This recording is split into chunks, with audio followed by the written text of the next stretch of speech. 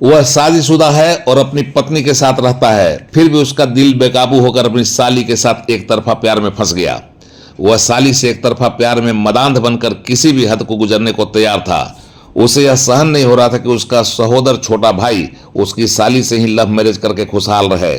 भाई जब उसकी इच्छा के खिलाफ उसकी साली, जिससे वह एक तरफा प्यार करता था, से लव मैरिज कर साढ़ू बना तो उसे यह बेहद नागवार गुजरी। वह चाहता था कि अपने पति को छोड़कर उसकी साली उसके प्यार में बंधकर उसके साथ रहे।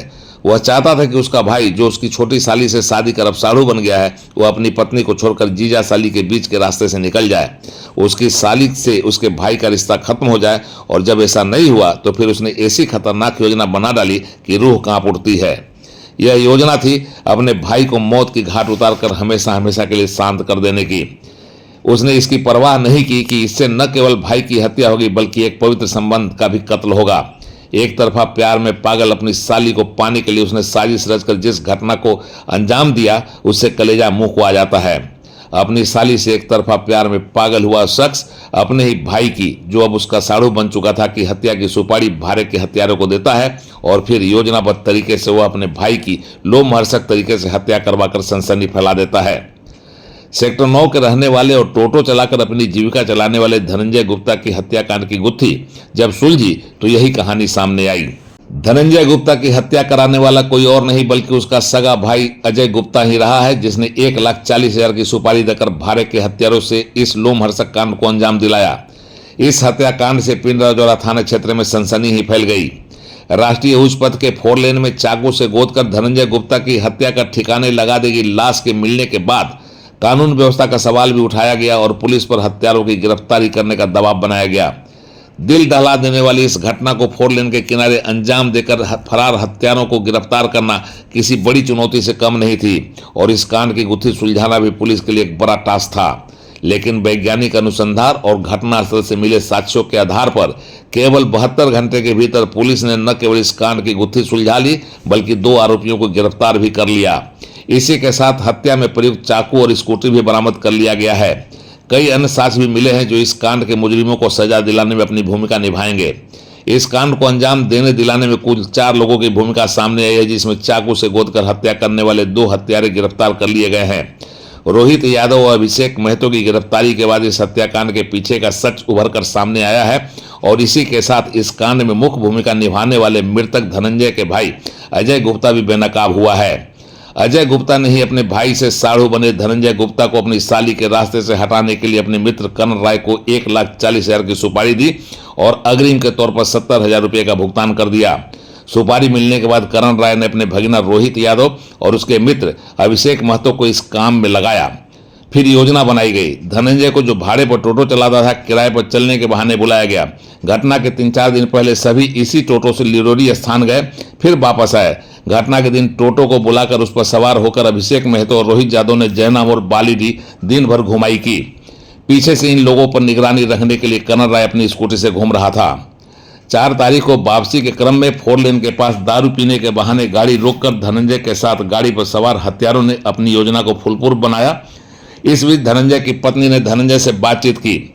बातचीत खत्म होने के बाद सवारी के भेष में उसके संग घूम रहे हत्यारों ने ताबड़तोड़ चाकू से हमला कर उसे मौत की घाट उतार दिया। इस घटना को दूर से देख रहे करण ने जब देखा कि धनंजय के शरीर में अब कोई हलचल नहीं है और वह आश्वस्त हो लिया कि धनंजय का काम तमाम हो चुका है, तो फिर उसने शव को ठिकाने लगाकर हत्या में प्रयुक्त चाकू को एक झाड़ी में छुपाया। धनंजय की हत्या की सूचना उसके बड़े भाई अजय गुप्ता को दी और फिर सभी हत्यारे उस रात अजय गुप्ता के घर पर ही जाकर चास में रुक गए। दूसरे दिन हत्या में शामिल भाड़े के हत्यारों को बचने का निर्देश देकर करण राय और अजय गुप्ता बस से सवार होकर कहीं बाहर निकल गए।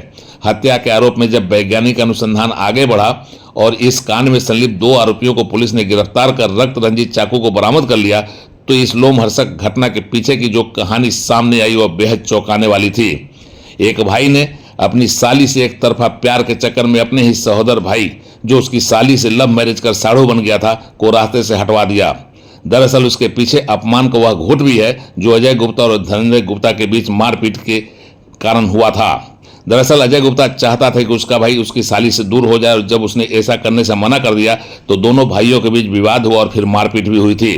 उसी समय से अजय गुप्ता अपने भाई से मिले अपमान का बदला लेने के लिए योजना बना रहा था और फिर उसने अपने भाई की हत्या की सुपारी देकर अपने सहोदर भाई का हमेशा हमेशा के लिए काम तमाम करवा दिया।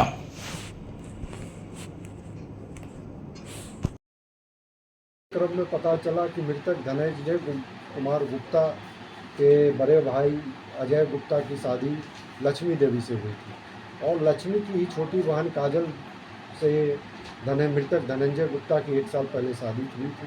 लेकिन मृतक का बड़ा भाई अजय गुप्ता का प्रेम संबंध काजल कुमारी से चल रही थी, जो मृतक को नागवार गुजरा। तो इस मैटर को लेकर धनंजय गुप्ता और अजय कुमार यादव के बीच में मारपीट भी हुई थी, जिसके कारण अजय गुप्ता बदला लेना चाहता था और इसी बदला की भावना से उसने करण राय को 1,40,000 रुपये की सुपारी दी और धनंजय गुप्ता जो टोटो गाड़ी चलाता था उसको लालच दिया गया कि मुझे सवारी के रूप में किसी जगह ले जाना है और ये लोग प्लानिंग करके 2 और व्यक्ति को साथ लेके गए और उड़ान शोरूम के किनारे रात में चाकू से जोड़कर उनकी हत्या कर दी गई।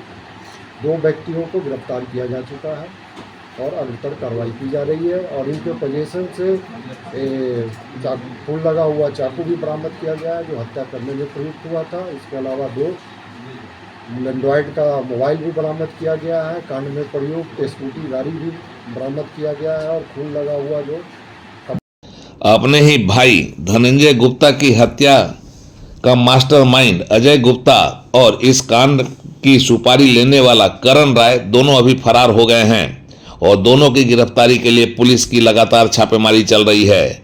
इनकी गिरफ्तारी के बाद इस कांड में और कुछ नया मोड़ आने की संभावना व्यक्त की जा रही है।